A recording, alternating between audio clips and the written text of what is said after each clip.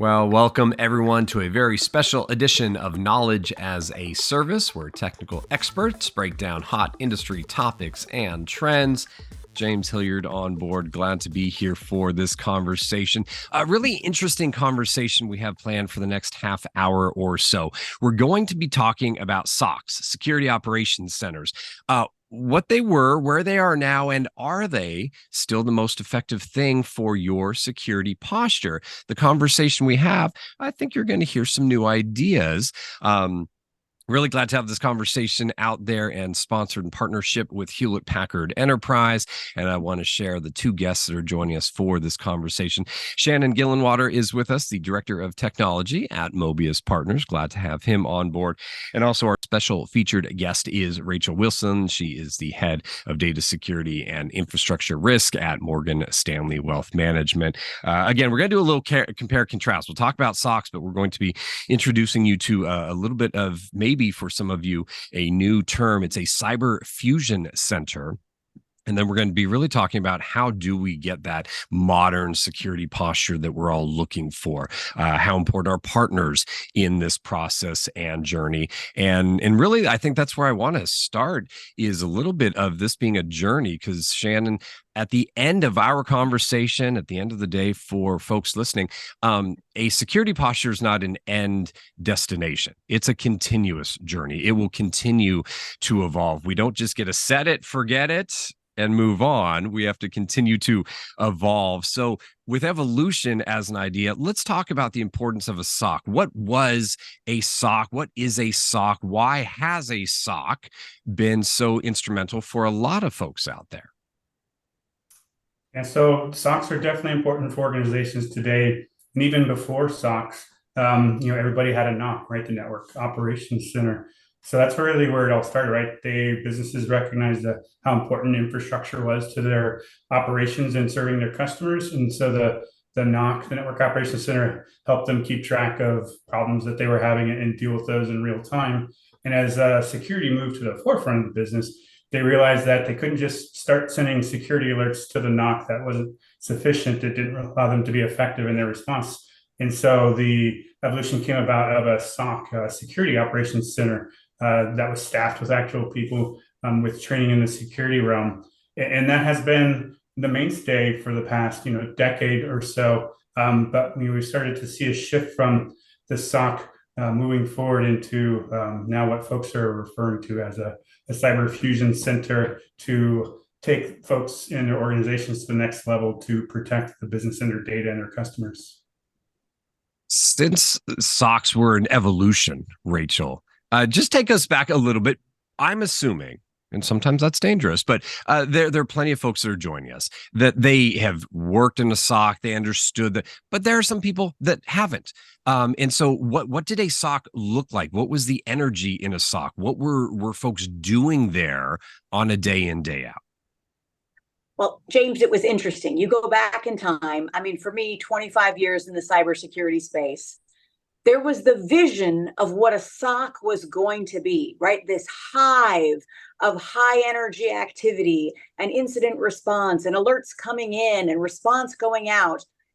In reality, though, SOCs historically have not been nearly the point of excitement that those of us wouldn't necessarily think. Instead, SOCs have been inundated with false alarms, false alerts, false positives, and what you had was a lot, and I say this candidly, James, of quite unhappy individuals doing work that wasn't nearly the sexy cyber job that they thought they were signing up for.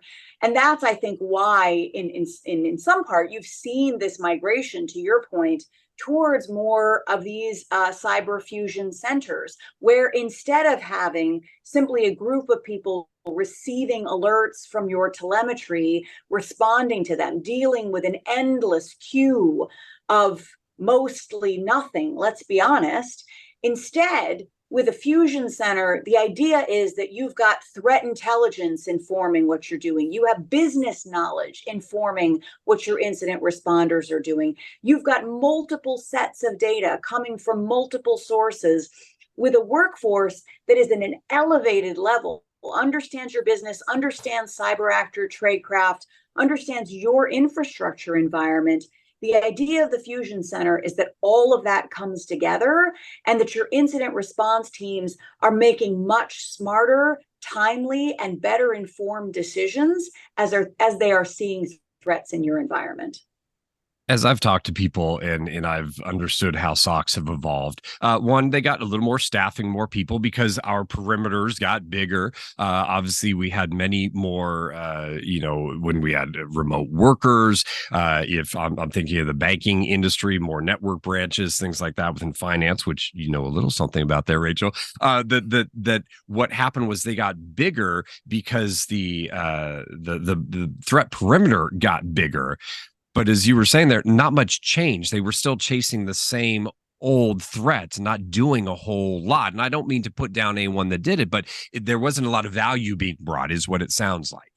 James, totally agree with you. I think we saw an expanded perimeter. We saw increased telemetry. We saw more data sources. So more agents providing alerts, more, again, you had things coming from the network. You had things coming from the desktops. You had things coming from end users.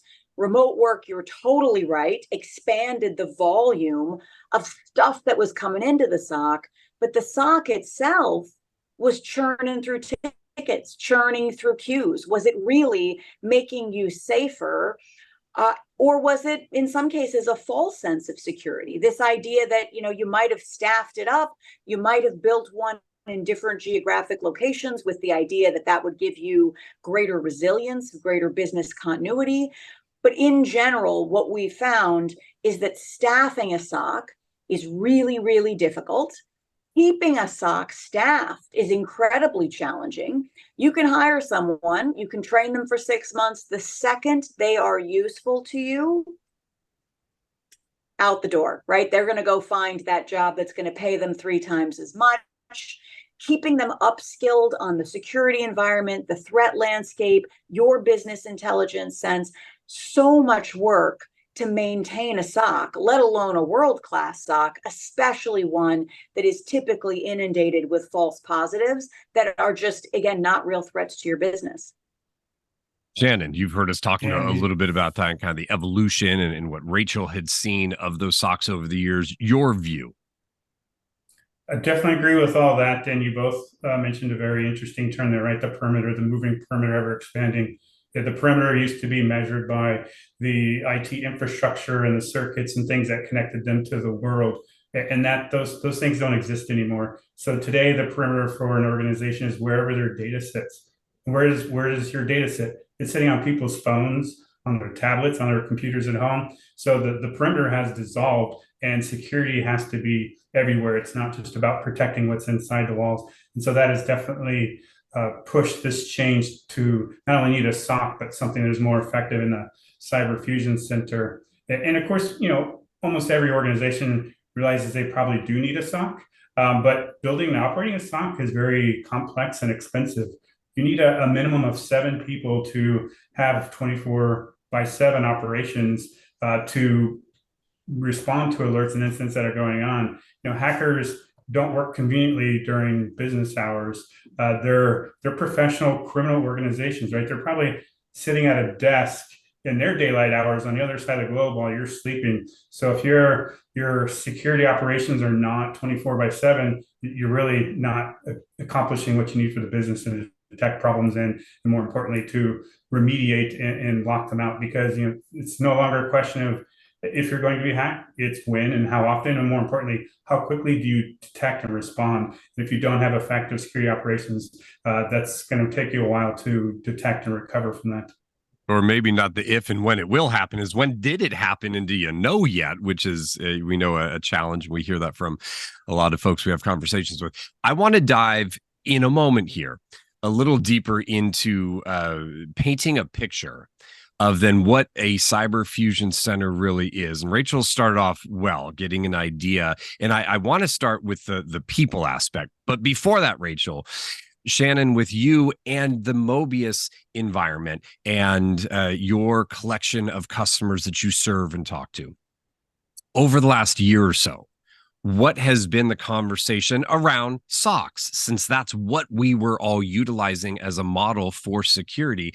My understanding, a lot of folks were ready to do, and then, we had a little pandemic, and that put a lot of projects to the side. We just had to figure out, how do people work from home? How do we try and get them to work safely from home? But those SOCs didn't get as much attention in the world and conversations I've had that people wanted to give, because other things just had to get taken care of. Is there a renewed interest in your sphere of people saying, now we kind of want to get back to it? Maybe we need to double down. What do we need to know? Are those the conversations you're hearing? Absolutely. So they all recognize they needed it before, and as you mentioned, pandemic obviously was a curveball that made it more challenging to make that happen, and they had to shift focus and priorities and budgets to other things to support the work from home efforts that were necessary. Now they're regathering, and they're saying, okay, maybe we didn't get there before, but what do we need to do now? And some did implement a SOC, but they recognize that it probably isn't as effective as it should be. And much to Rachel's point, they're getting a bunch of alerts. It's a bunch of false positives, and so they're churning through alerts and assigning tickets to people, but they're really not bringing risk reduction to the business. And so now they're looking at this saying, what do we need to do? How do we change the way we work to make this more effective? Which kind of led us down the road to what the folks are calling the Cyber Fusion Center now. If you think about any effective system, it's really composed of three things, right? It's people, processes, and tools. And the SOC of yesterday, as compared to the Cyber Fusion Center of today, is different on all three of those fronts. And I definitely want to spend a lot of people time on here. Process and technology are some of those things that I'm sure the Möbius team has those deeper conversations with, but we're going to touch on some of that here. So Shannon, let me stick it with you, and then Rachel, I want you to comment here as well. Technology-wise, without doing a deep dive, what are newer technologies that are involved in a cyber fusion center that are being thought about that are different than the old SOC model? So there's a lot of things that have been added. Interestingly, not much has been removed from the SOC. So it's mostly about enhancing and adding to their capabilities, especially from a tooling perspective. So we see AI, right, artificial intelligence, being moved into the SOC and to become the Cyber Fusion Center of today, so that they are taking advantage of processing large data lakes to do event correlation and active threat hunting, versus the SOC. They waited to get an alert, and then they tried to figure out if it was a false positive or not. And then if it was, or they believed it wasn't, they would assign it to someone to dig deeper and take a look at it, or maybe even remediate if it turned out to be real. But the Cyber Fusion Center, with their enhanced tooling around AI and automation orchestrations, these guys are actually out there doing active threat hunting. So the analysts are actually looking for indicators of compromise, to look for things that might be a problem, versus passively sitting back and waiting for an alert to pop up on their screen. Rachel, AI almost table stakes for Cyber Fusion Center? Well, James, I totally agree. And in fact, I get the question all the time, is AI doing more harm or good in the cybersecurity space? And I think what we've seen across the board is that, AI has lowered the barrier to entry for cyber criminals, more pervasive than ever. Really, if you think about it, James, 5 years ago, to be a criminal hacker, you had to have some level of technical expertise, you had to have some training, you had to have some experience. Now we're just seeing, again, greatly lowered barrier to entry and a much more prolific threat environment, which again is why I think Shannon's exactly right, that your typical SOC is inundated with more alerts, more indicators than they've ever seen before. I mean, the attack surface has grown, the attack volume has grown, 70% increase in attempted cyber attacks since the start of the pandemic. We're all, I would tell you, we thought we were busy pre-pandemic, but all of us in the cyberspace, we didn't even know what busy was. And the SOC has become emblematic of that, where you look at the volume of tickets, the volume of alerts, that has only increased by orders of magnitude. But Shannon's right that SOCs haven't actually gotten better. traditional SOCs at detecting real threats. And that's why I think this transition to a cyber fusion model is so important. And I love the phrase Shannon used, that this needs to move away from traditional, I'm manning my queue, I'm taking the next ticket, I'm exploring what maybe went wrong here, I'm doing the same thing again and again and again, to instead, I've automated the detection of the things that are table stakes, right? So I tell my SOC all the time, if you've done something twice, your next job is to automate that function, right? I don't want to be in the business of performing the same incident minor alert response again and again and again. But that's what traditional SOCs do. The new model of a fusion center, again, is much better informed by additional sources of data, is able to respond to global threat intelligence, to environmental changes. New vulnerability is disclosed. Do I have that piece of infrastructure in my environment? Am I susceptible to that vulnerability? What do I need to do to implement that patch more quickly? These are things that used to be really challenging for incident responders. But when we're using that fusion model, then all of a sudden this data comes to the same place, to the same people. They're informed with the processes and tooling to do the right thing.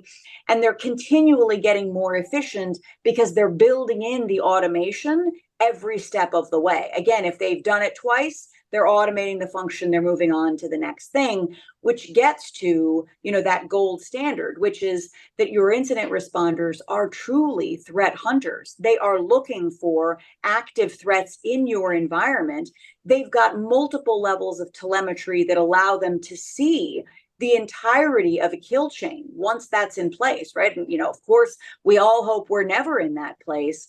But the last thing any of us want is that we see an indicator of compromise and we're not able to pull the thread. We can't see the lateral movement. We can't see the privilege escalation. A fusion center with all of those data sources in one place and with the right tooling and process is going to enable your incident responders to see the totality of that kill chain in action. You'll be able to much more quickly detect how deep and scoped is your problem and what do you need to do next. Is this a 5-alarm fire or is this a small incident that can be quickly contained? That's what the fusion model gives you.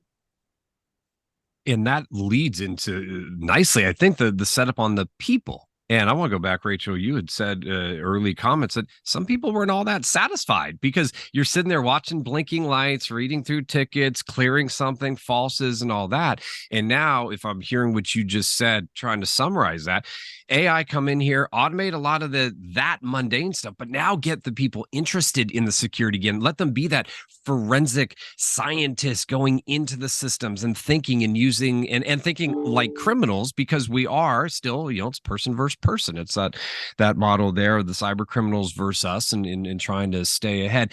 Who are good cyber fusion employees, right, in that center? Are they different than just someone with a focus and interest in security? You had mentioned some business stuff. I'd love to hear your model of who is staffing these, and then Shannon, who you're seeing and recommending and having conversations on. But Rachel, you.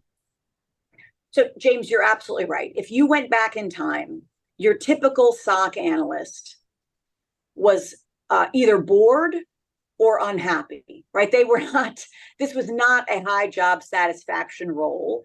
The burnout rates were through the roof. I mean, we would see people where, again, it's one small fire after the next, very high levels of stress, but also, again, think of that, the coupling of a high stress but high boredom job. That's what these people were enduring on a regular basis.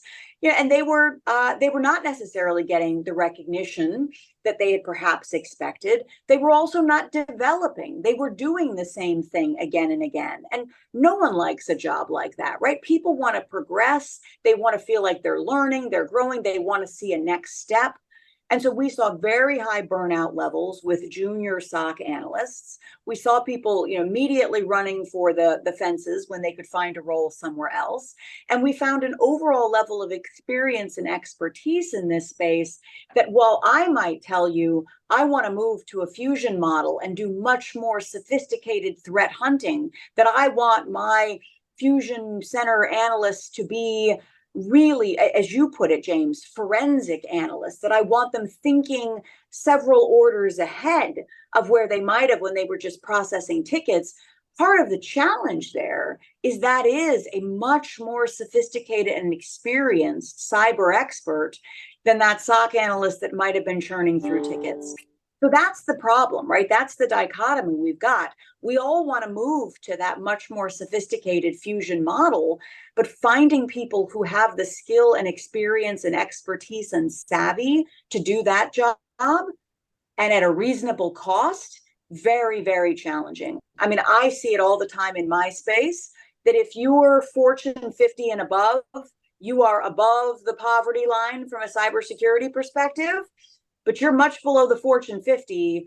And I would argue, James, you really don't want to be attempting this on your own right now. Finding the people is going to be impossible. You're going to lose them as soon as they're useful and capable because someone else will decide to pay them more. You will be in a constant training mode, which is painful for your experienced people, to constantly having new people come in and having to bring them up to speed.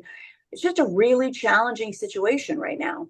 And I do want to talk about that. That'll probably be the last little bucket of conversation we have, which I think will lead it great off into some contact information for all of you to reach out to the Möbius team to continue the conversation, because we are, touching the surface here, introducing, we think, some new concepts to some of you out there. Shannon, on the people front, do we have, to Rachel's point, anyone able to really go out there and staff a fusion center properly on their own with the right people?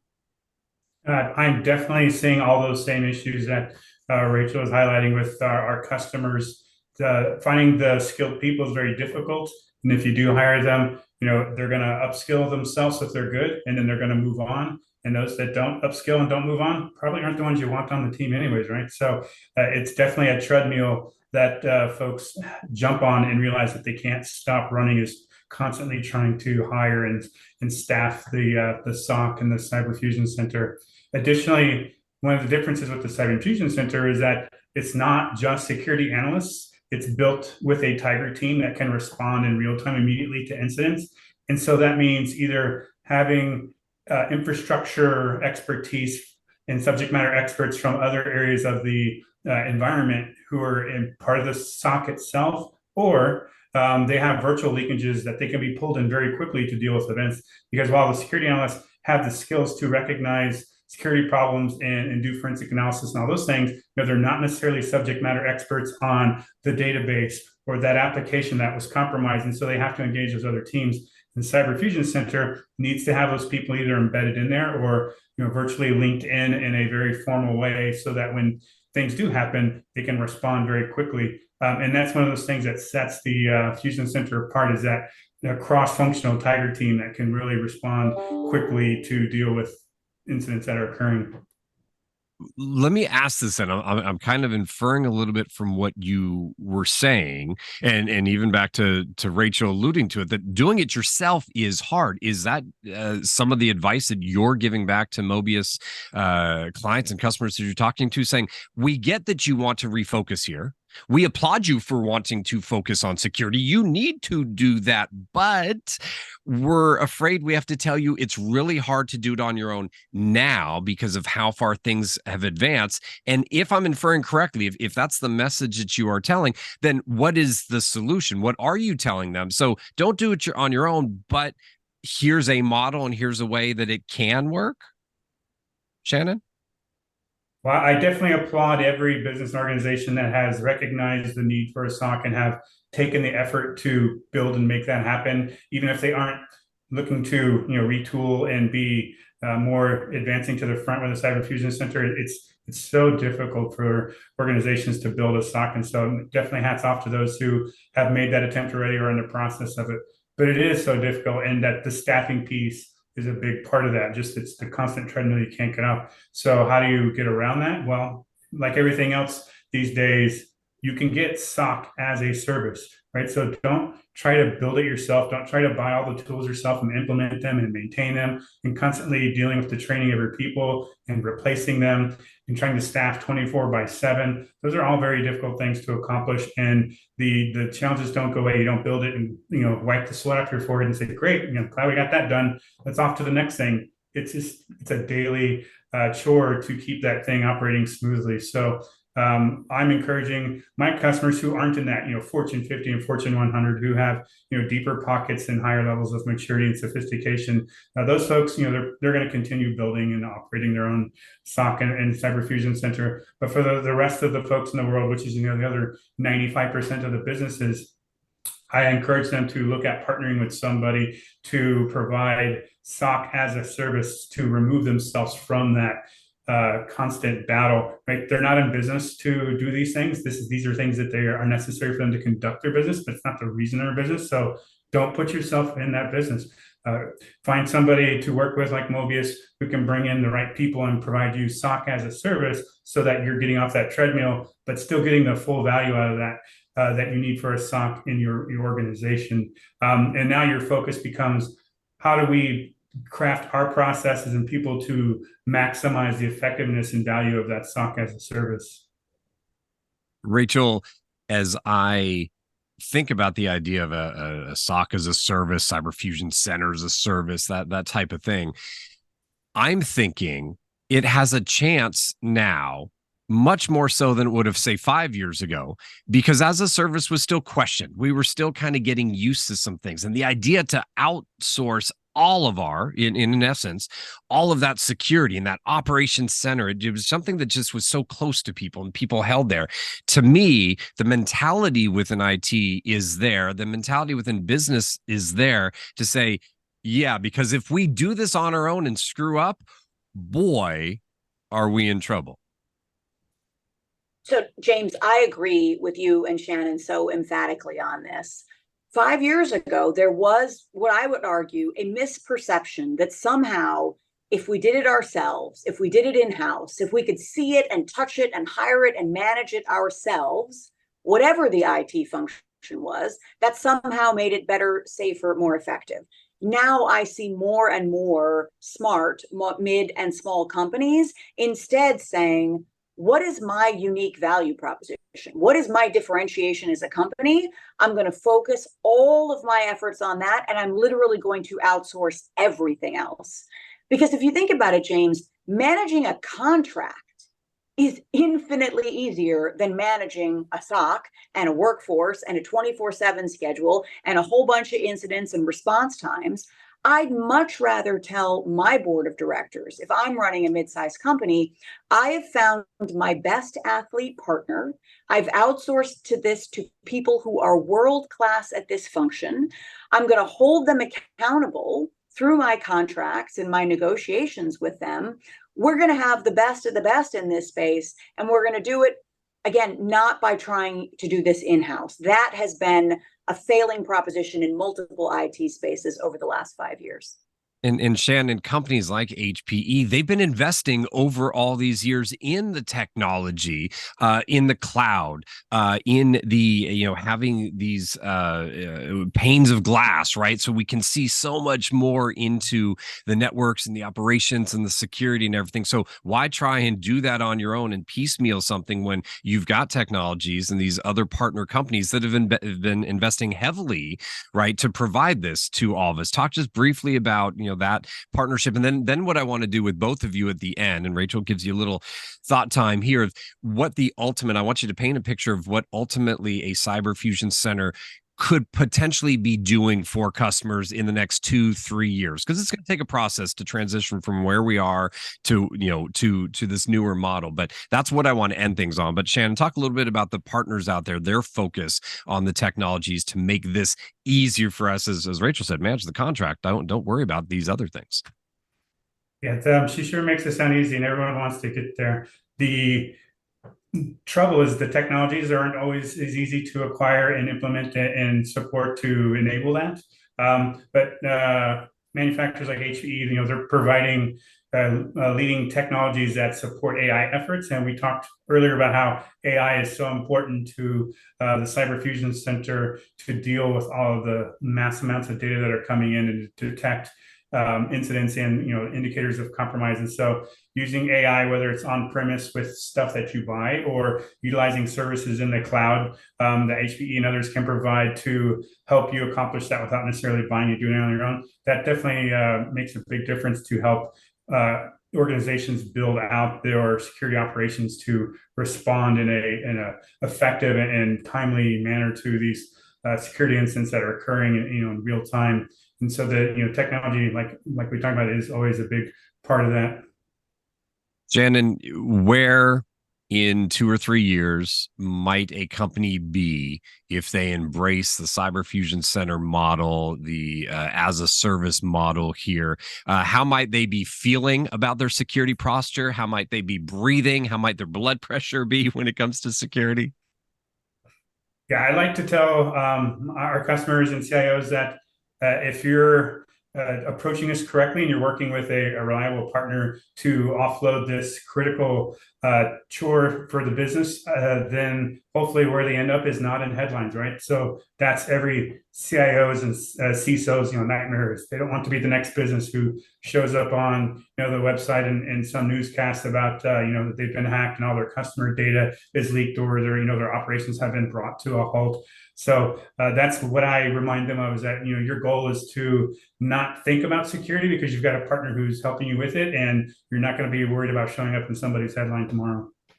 Rachel, what's that Fuser, the Cyber Fusion Center model? What's it going to do for us? How are we going to be feeling and dealing with things years down the road? So James, hopefully we're feeling much better. I will tell you, the tension within the CISO community across the country right now is high, right? We know that our average lifespan is only about 18 months. And so I think James makes an excellent point, right? This is self-preservation. This is corporate preservation. We do this, right? We keep our jobs, we keep ourselves out of the headlines, our clients and customers all feel better. And I think we actually reduce the threat landscape, James. So, right now, if a fusion center is delivering what we really need, they're identifying strategic and thematic points of risk. They're coming to me and saying, you've got end-of-life technology, you have unpatched technology, you have a population of end users that isn't behaving well. I would love for a fusion center to be telling me these broader thematic findings so that as a leader, then I can go in and address those strategic things instead of playing whack-a-mole with my sock the way that I did for years. Yeah, I appreciate that visual of the whack-a-mole is going to where we're going to end things right there. I love it.